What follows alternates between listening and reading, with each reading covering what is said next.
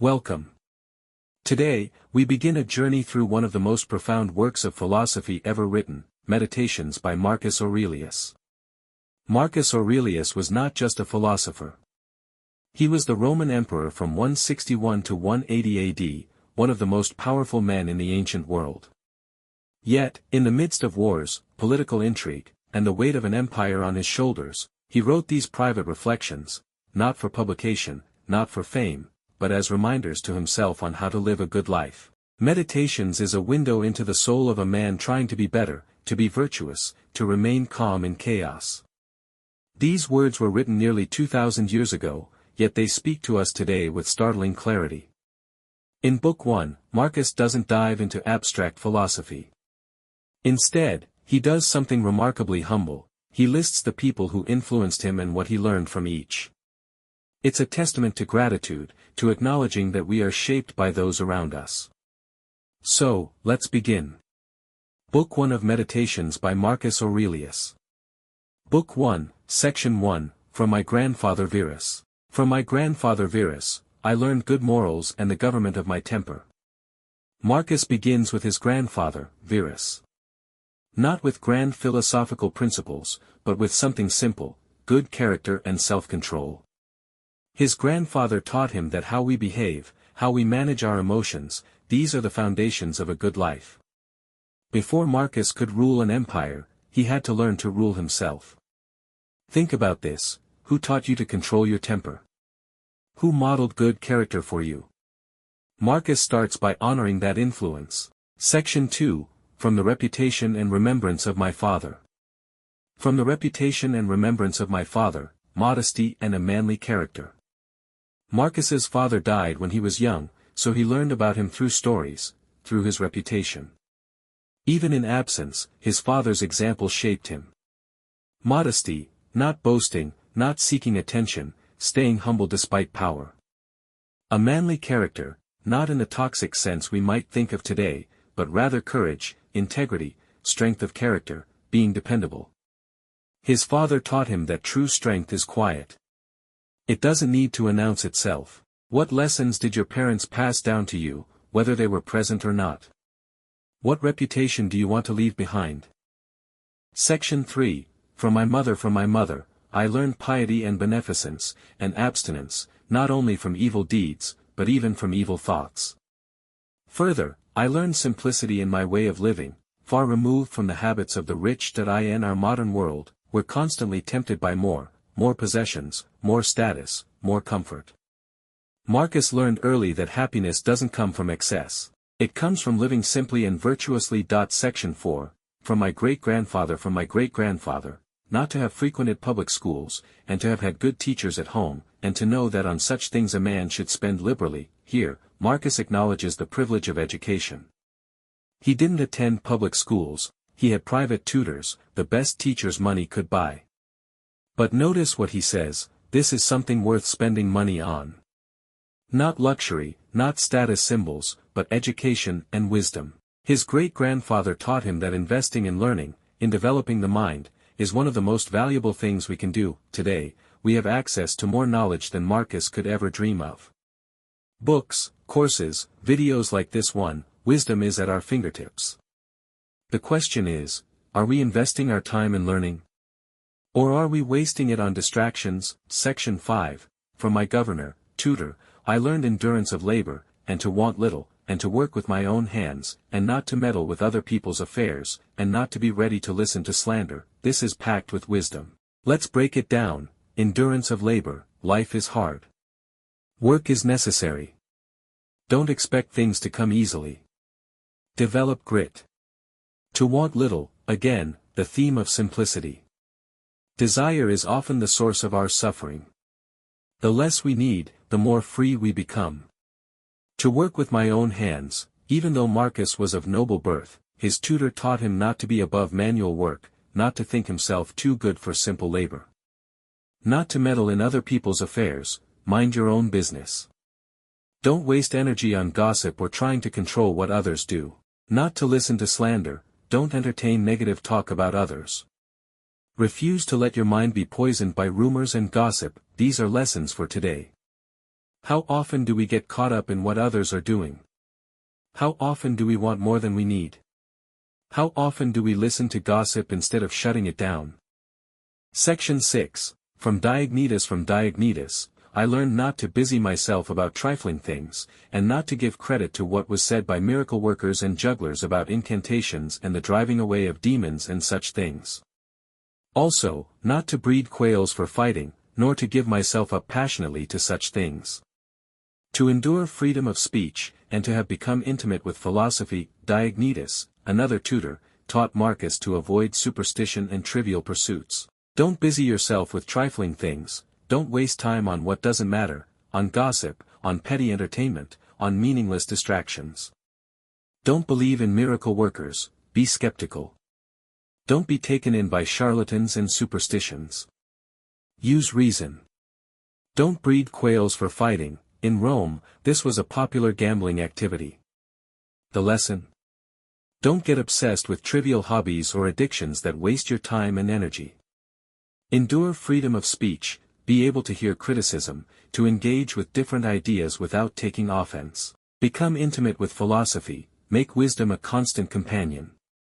Study it, live it, breathe it, replace quail fighting with whatever distracts you today, endless scrolling on social media, binge-watching shows, getting obsessed with sports betting, video games. The lesson remains, don't let trivial things consume your life. Section 7. From Rusticus, I received the impression that my character required improvement and discipline. Not to be led astray to sophistic emulation, nor to writing on speculative matters, nor to delivering little hortatory orations, nor to showing myself off as a man who practices much discipline or does benevolent acts in order to make a display. To abstain from rhetoric, poetry, and fine writing. Not to walk about in house clothes, nor to do other such things.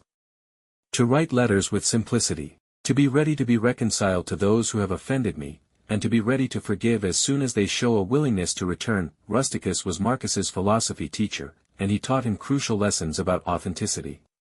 Don't show off, don't practice virtue for applause. Don't help others just to look good. Do good for its own sake, quietly, without fanfare. Avoid empty rhetoric, don't use fancy words to sound smart. Be clear, be simple, be honest. Write letters with simplicity, even in correspondence, be straightforward. Don't try to impress. Be ready to forgive, when someone wrongs you and shows genuine remorse, forgive them quickly. Don't hold grudges. Don't make them grovel. Emphasis. This is the heart of Stoic virtue, do good without needing recognition. Live authentically, not for show. Forgive freely.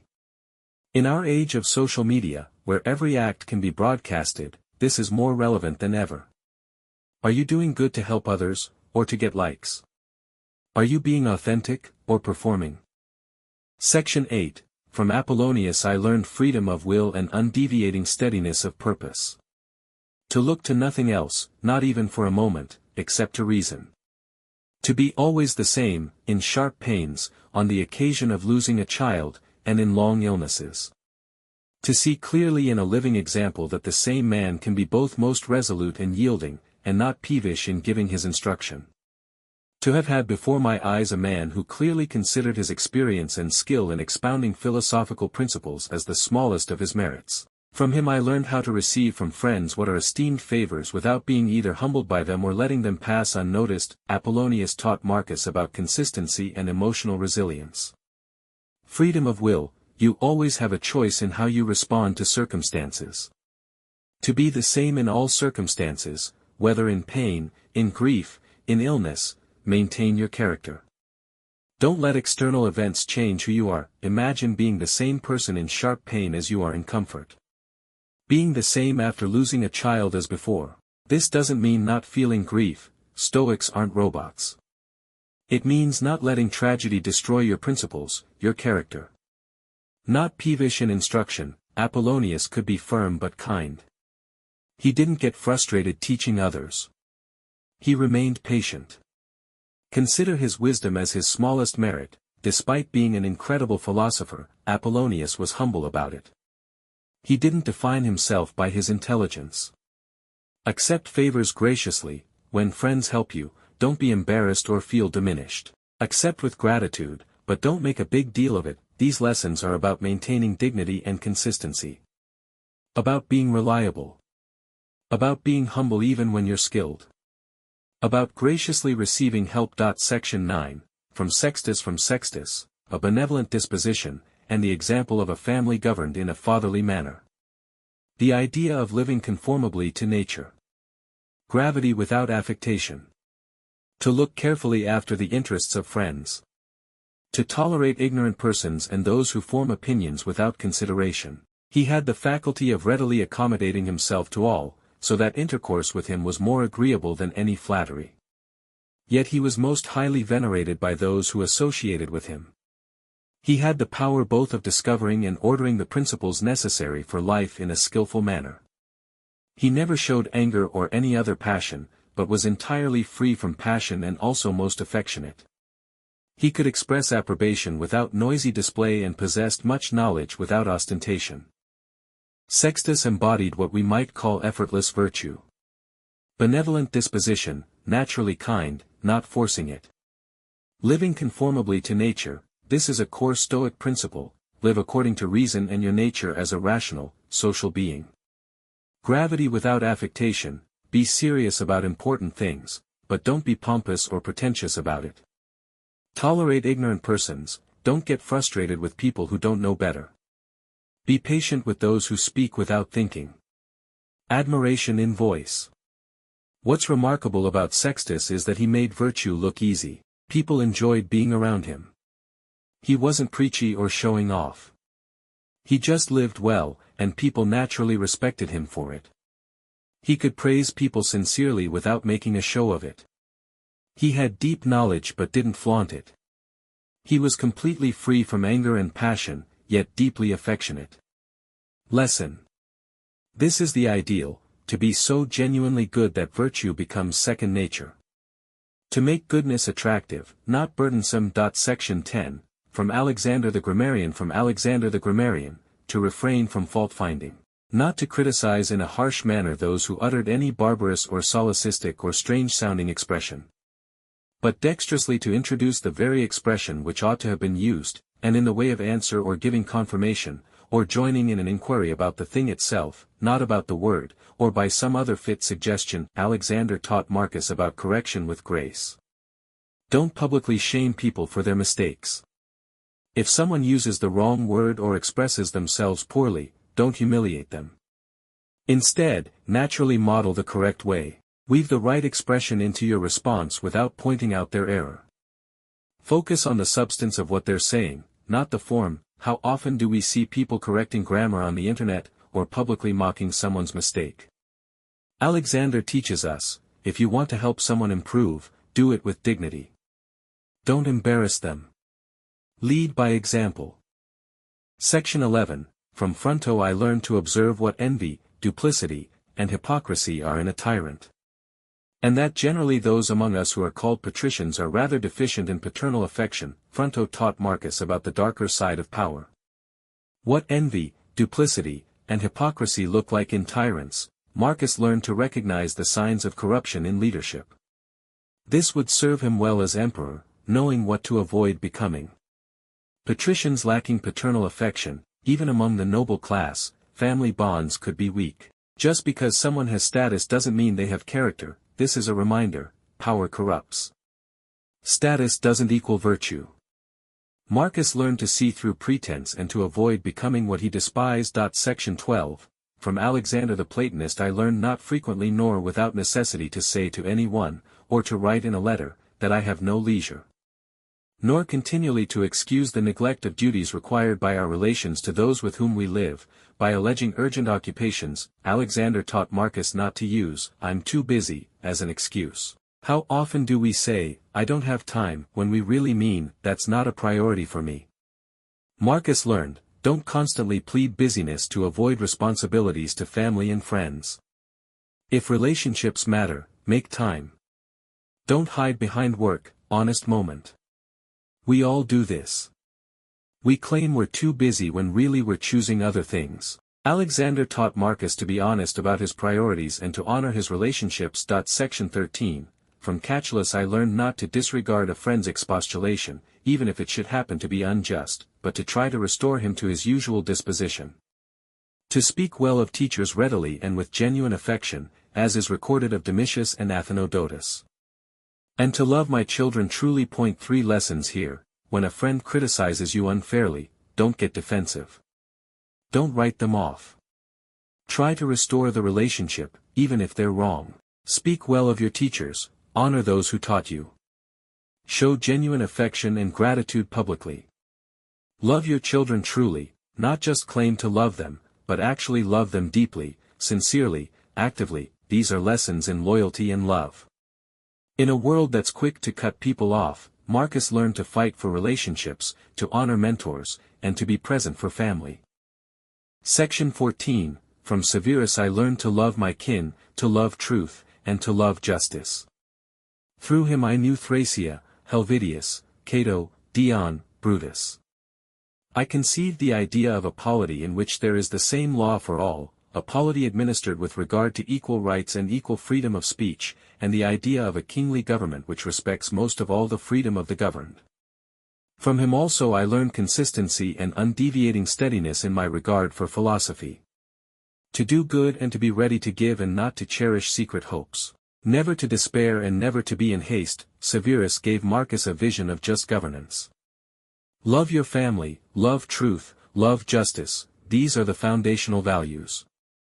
The idea of equal law and equal freedom. Even as emperor, Marcus believed in equality under the law and freedom of speech. This was radical for ancient Rome. A king who respects the freedom of his subjects. True leadership doesn't crush people, it empowers them. Consistency in philosophy. Don't just study wisdom when it's convenient. Live it daily. Do good readily, without expecting anything back. Give freely. Don't keep score. Never despair, never rush, maintain hope, but be patient. Don't make decisions in panic. This is the vision that would guide Marcus as emperor. He would become known as one of the 5 good emperors, and these principles from Severus shaped his rule. Section 15. From Maximus I learned self-government, and not to be led aside by anything. Cheerfulness in all circumstances, as well as in illness. A just admixture in the moral character of sweetness and dignity. To do what was set before me without complaining. I observed that everybody believed that he thought as he spoke, and that in all that he did he never had any bad intention. He never showed amazement and surprise.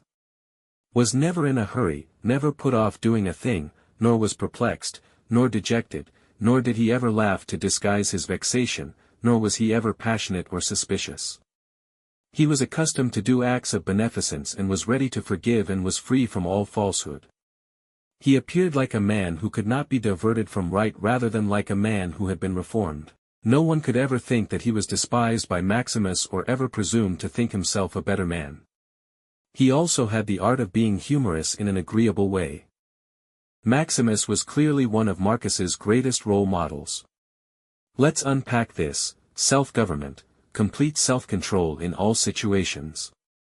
Cheerfulness in all circumstances, even illness, not forced positivity, but genuine equanimity. Whether healthy or sick, maintain your character. Sweetness and dignity combined, be kind without being weak. Be serious without being harsh. Do your duty without complaining, just do what needs to be done. No whining. With admiration. Everyone trusted Maximus completely. Why? Because his words and actions always matched. He had no hidden agenda. He was transparent, authentic, genuine. He never seemed amazed or surprised, nothing rattled him. He wasn't rushed, wasn't anxious, wasn't moody. He didn't use humor to hide irritation or cover up anger. He was generous, forgiving, honest. He seemed naturally good, not like someone forcing himself to be good. No one felt looked down upon by him. He could make people laugh in a natural, warm way. Reflective. This is integrity personified. This is someone whose inner life and outer life are completely aligned. Someone who makes virtue look attractive, not burdensome. Ask yourself, could people say these things about you? Section 16. From my father I observed mildness of temper and unchangeable resolution in the things which he had determined after due deliberation. No vainglory in those things which men call honors. Love of labor and perseverance. Readiness to listen to those who had anything to propose for the common weal. Undeviating firmness in giving to every man according to his deserts. Knowledge derived from experience of when to strain and when to relax. I observed too his habit of careful inquiry in all matters, his persistence and his not letting go of investigation through being satisfied with first impressions. His disposition to keep his friends, neither being disgusted with them nor carried away with them. His self-sufficiency and cheerfulness. His foresight and attention to the smallest matters without being fussy. I observed how he checked applause and all flattery. His constant watch over things necessary for the administration of the empire and management of expenditure. His tolerance of blame from others. He was not superstitious with respect to the gods, nor a seeker after popularity with men, nor trying to please the mob, but showing sobriety in all things and firmness. Never base in his tastes or a follower of fashion. He used the things which contribute to the comfort of life without arrogance and also without making excuses. When he had resources, he enjoyed them without ostentation. When he lacked them, he didn't complain. No one could ever say of him that he was playing false or was a sophistical person or a pedant. All saw him as a mature, perfect man, above flattery, able to manage his own affairs and those of others. Besides this, he honored those who were true philosophers. To the other sort, he was not harsh but also not deceived by them. He was sociable and agreeable but not excessive. He took reasonable care of his body's health, not as one who clung anxiously to life, nor out of regard to appearance, yet not neglecting it. Through his own attention, he seldom needed medical aid or drugs or external applications. Most notably, he yielded readily without envy to those who possessed any particular ability, rhetoric, knowledge of law, morals, or anything else. He gave them his help so they might receive recognition according to their merit. He always acted in accordance with ancestral custom, yet didn't make a show of this. He was not prone to change nor unstable, but attached to the same places and the same things. After his paroxysms of headache, he immediately returned fresh and vigorous to his usual work. His secrets were not many, only very few, very rarely, and only concerning public matters. He showed prudence and economy in putting on public shows, in construction of public buildings, in distributions to the people, and in all such things, being a man who looked to what ought to be done, not to the reputation gained from doing it. He did not bathe at unreasonable hours, was not fond of building, had no concern about what he ate, nor about the texture and color of his clothes, nor about the beauty of his slaves. His manner to all was neither tyrannical nor harsh nor violent, nor could anyone ever say he was heated to the boiling point. Rather, he examined everything separately as if he had abundance of time, calmly, orderly, vigorously, consistently. One might apply to him what is recorded of Socrates, that he was able both to abstain from and to enjoy those things which many are too weak to abstain from and cannot enjoy without excess. To be strong and to endure in both conditions belongs to a man who has a perfect and invincible soul. This is the longest section in Book 1, and for good reason. Antoninus Pius was Marcus' adoptive father and the emperor before him. He reigned for 23 years, one of the most peaceful, prosperous periods in Roman history. And Marcus was watching, learning, preparing. Let's absorb what Marcus saw in him.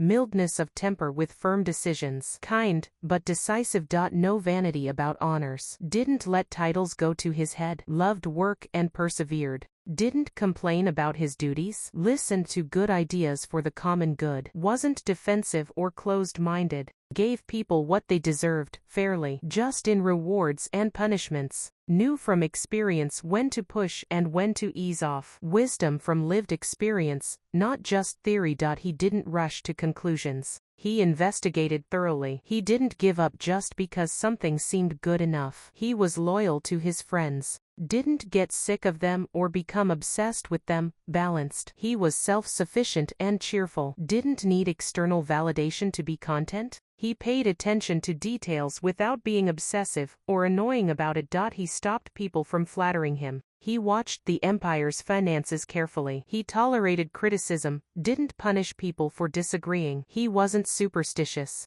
didn't try to be popular or please the crowd, stayed sober and firm in his principles. He enjoyed comforts when available but didn't show off about them. When he didn't have them, he didn't complain. No one ever thought he was fake or playing a role. Everyone saw him as mature, complete, genuine. He honored real philosophers but wasn't fooled by pretenders. He was social and pleasant but not excessive. He took care of his health reasonably, not obsessed with living forever or looking good, but not neglecting himself either. Here's what really stood out: he wasn't envious. When someone was better than him at something, speaking, law, whatever, he helped them shine. He wanted others to succeed. He followed tradition without being showy about it. He was consistent, not flaky. Even after terrible headaches, he'd bounce back to work fresh and ready. He had few secrets, only about state matters. He was wise with public funds. He put on games and built buildings not for fame, but because they needed doing.